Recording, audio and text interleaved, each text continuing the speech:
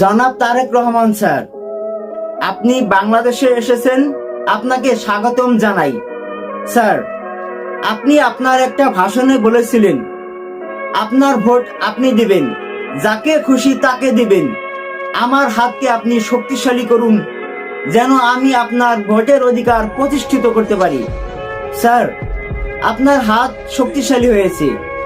I have a dream, I have a plan.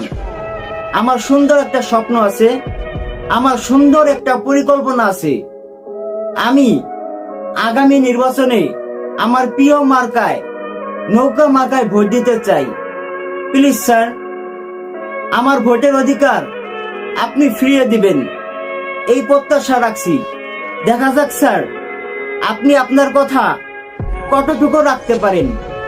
এই ভিডিওটা সবাই সর্বোচ্চ পরিমাণে শেয়ার করবেন, যেন স্যারের কাছে আমার এই ভিডিও পৌঁছে যায়।